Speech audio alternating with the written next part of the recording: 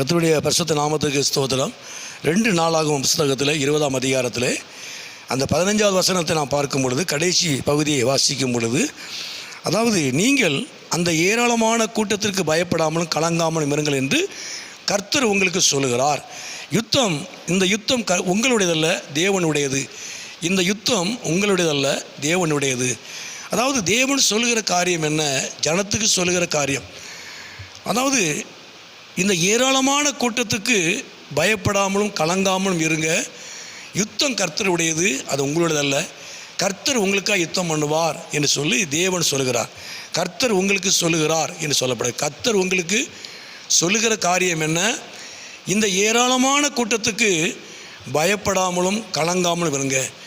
இந்த ஏராளமான பிரச்சனைகளுக்கு, இந்த பொல்லாத காரியங்களுக்கெல்லாம் நீங்கள் பயப்படாமலும் கலங்காமலும் இருங்கள் என்று கர்த்தர் சொல்லுகிறார்.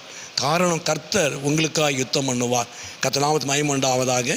இப்போ எதனால் இந்த பயமும் கலக்கம் வந்தது என்று சொல்லி நமக்கு நன்றாய் தெரிந்த காரியம்தான் அந்த 12ஆம் வசனத்தில் நாம் வாசிக்கிறோம்.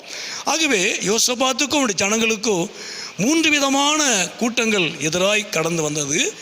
இப்படிப்பட்டதான நேரத்தில் தேவனிடத்தில் அவங்க சொல்லுகிற காரியம் என்ன அப்படி சொன்னால், அதாவது எங்களுக்கு விரோதமாய் வந்த இந்த ஏராளமான கூட்டத்துக்கு முன்பாக நிற்க எங்களுக்கு பலன் இல்லை, நாங்கள் செய்ய வேண்டியது எங்களுக்கு என்னதென்று தெரியவில்லை என்று சொன்னாங்க. அதாவது இந்த ஏராளமான கூட்டத்தை எதிர்ப்பதற்கு, இந்த பிரச்சனைகளை சந்திப்பதற்கு எங்களுக்கு பலன் இல்லை, நாங்கள் செய்ய வேண்டியது எங்களுக்கு என்னதென்று எங்களுக்கு தெரியலை அப்படி சொல்லி கர்த்தருக்கு முன்பாக முறையிட்டார்கள்.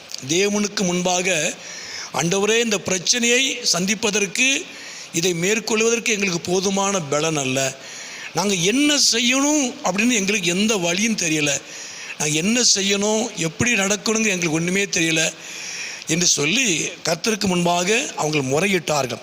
நான் மறுபடியும் இந்த வசனத்தை வாசிக்கிறேன்.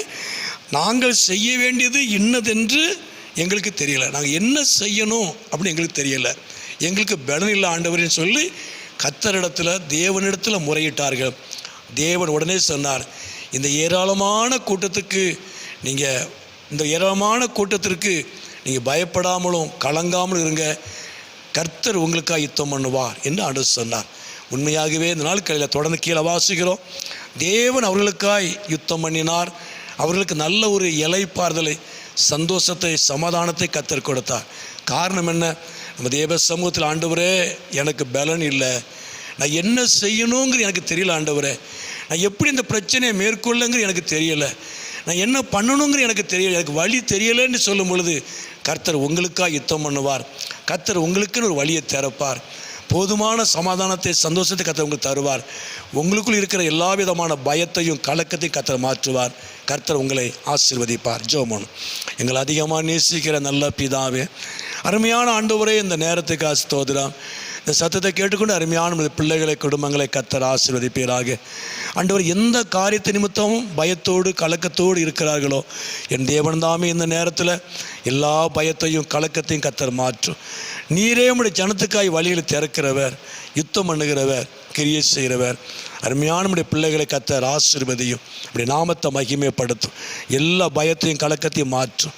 இயேசுவின் நாமத்தில் ஜெபிக்கிறோம் நல்ல பிதாவே. ஆமேன், ஆமேன்.